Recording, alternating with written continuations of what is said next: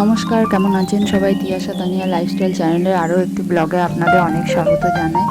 তো সকালবেলা এই যে ঘুম থেকে উঠে একটু ঠাকুর প্রণাম করে বড় মেয়েকে ঘুম থেকে তুলছি। কালকে ও জিমনাস্টিকে গিয়েছিল, তো ওর সোমবারে পরীক্ষা ছিল, তো রবিবারে ওর প্রচণ্ড চাপ থাকে। সকালবেলা যোগাতে যায়, তারপরে ড্রয়িং, তারপরে আবার নাচ, জিমনাস্টিক থাকলে ওর প্রচণ্ড শরীর গা হাত ব্যথা করে। তো ঘুম থেকে উঠতে চাইছিল না, জোর করে উঠিয়েছি, বলে একটু পরীক্ষা দিতে যাওয়ার আগে তুই একটু পড়ে যা, নাহলে সব যতটুকুনি আর কি। দিয়ে ও পড়ছে আর আমি পড়ে উপরে গিয়েছিলাম কাজবাজ করতে, বাসি কাজ সব সারতে। তো বাসি কাজ সব হয়ে গেছে, দিয়ে এসে ওকে রেডি করে দিয়ে স্কুলে ছেড়ে দিয়ে ঘরে ঢুকছি আর কি। সেই ক্লিপটা আর তোলা হয়নি। তারপরে এই যে ছোটো মেয়ের এবার বড় মেয়ের হয়ে গেল, দিয়ে ছোটো মেয়েকে এই যে বাদাম ঘিষে ওর খাবারের মধ্যে মিলিয়ে দিচ্ছি, অ্যালমন্ড বাদাম আর আখরোট ওকে দিয়েছি খাবারের মধ্যে। তো এই যে খাবি দিচ্ছি, লাইট জ্বালিয়েই খাওয়াচ্ছি, কেননা একটু অন্ধকার, তো লাইট জ্বালালে আবার ঘুমিয়ে আছে, তো ঘুমিয়ে থাকলেই ভালো, উঠে গেলেই ব্যাস। আর আমার কাজ করতে প্রচণ্ড অসুবিধা হয়, তার জন্য লাইট জ্বালে আমি অনেক সময় অন্ধকারে খাওয়াই। এই যে ঘুমিয়ে পড়েছে, কোমরে দড়ি দিয়ে বেঁধে রেখেছি, না হলেই খাট থেকে নেমে একদম সিধা বাইরে বেরিয়ে যাবে। আর আমাদের ঘর থেকে বাইরে বেরোলেই দুদিকে পুকুর।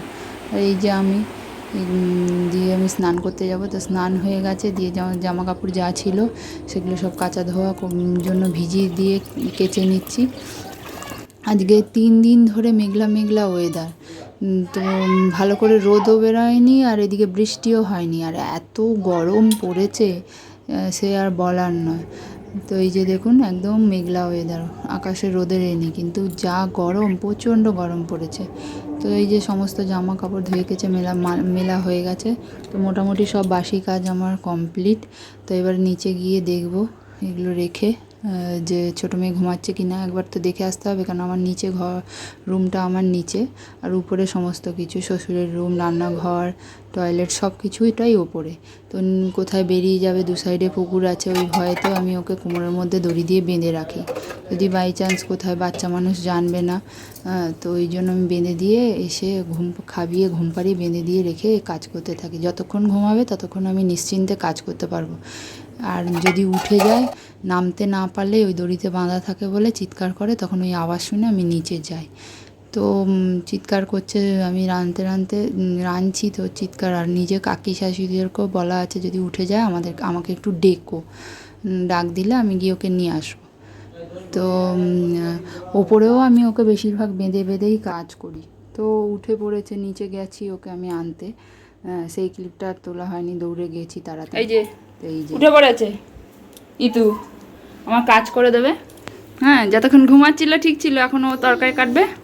হ্যাঁ, এই যে উঠে পড়েছে, এই যে দেখো, বলো আমি উঠে পড়েছি, আমি মায়ের কাজ করে দিচ্ছি। হ্যাঁ, মা রান্না করবে, আমি তরকারি কেটে দিচ্ছি। হ্যাঁ, ওঠো, হ্যাঁ হ্যাঁ, খুব সুন্দর, এই যে জল খাচ্ছে, খুব সুন্দর। তো ওকে একটু ফোন চালিয়ে বসিয়ে দিয়ে আমি রান্নাটা করে নিই, নাহলে করতে পারবো না। বলে আমি একটু ফোন দেখি, মা আবার একটু পরে ব্লগটা করবে, বলে দাও। হ্যাঁ, বলে দিল ও এখন ফোন দেখুক। হ্যাঁ হ্যাঁ, বলে দাও। হ্যাঁ, ব্যাস।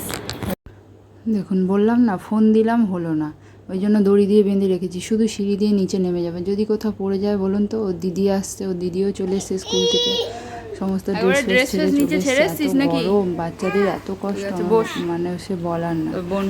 এত র্যাশ বেরিয়েছে। আর ওই যে জিজ্ঞেস করছি পরীক্ষা কেমন হয়েছে, বলছে খুব ভালো হয়েছে। সে আমি কোশ্চেনটা দেখবো গিয়ে। তারপর যে দুইজনকে স্নান করে দিয়েছি, স্নান করার পর আমার ছোটো মেয়ের কাণ্ড দেখুন এইটুকুনি হলে কী হবে, ওই যে দেখছেন তো বাঁদিকে সিঁড়ি, ওটাই উঠে যাবে, আর নয়তো জানালার দিক দিয়ে উঠে যাচ্ছে। ওই যে এই যে আমার বোন এই যে উঠতে গেছিল, এত বদমাইশি করে সে বলার না। এই যে প্রজাপতি, এই প্রজাপতি এই যে প্রজাপতি, এই যে আমার বোন দেখো, এই তো এটা চোখ মেরে দাও, সবসময় শুধু বদমাশি। তারপরে এই যে কত রকম করে ওকে খাওয়ানো, তো খাওয়া দাওয়া সব কমপ্লিট। তারপরে নিচে চলে গিয়েছিলাম, দিয়ে দেখি না, নিচে গিয়ে দেখি যে বড় মেয়ে ওকে ঘুম পাড়িয়ে দিয়েছে। ঘুম পাড়িয়েছে কি, চুপ করে বসে থাকে, যেই আমি করে নিয়েছি অমনি উঠে গিয়েছে।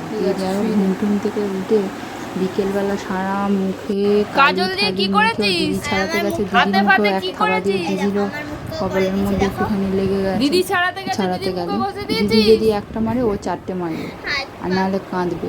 আর সবাই দিদিকেই বকে। তারপরে ওই দিদি একটু এই যে ব্যায়াম করে নিচ্ছে, ব্যায়াম করে নিয়ে আবার ওকে আমি পড়তে বসাবো। তাই জন্য বললাম যে তুই এই সময়টা ব্যায়াম আর নাচটা করে নি। ওরা যখন ঘুমাচ্ছিলো তখন গিয়ে আমি বিকেলে রান্নাবান্না করে এসেছি, দিয়ে এই যে সন্ধেবেলা ও ব্যায়াম করছিল, করে দিয়ে যে পড়তে বসিয়েছি। তো আমি ওকে পড়াতে থাকি। আর আপনাদের যদি ব্লগটা ভালো লেগে থাকে তাহলে লাইক, শেয়ার, সাবস্ক্রাইব করবেন। দেখা হবে খুব শীঘ্রই একটি নতুন ব্লগে। ততদিনের জন্য সবাই সুস্থ থাকুন, ভালো থাকুন। দেখা হবে খুব শীঘ্রই একটি নতুন ব্লগে। আমার জন্য টাটা।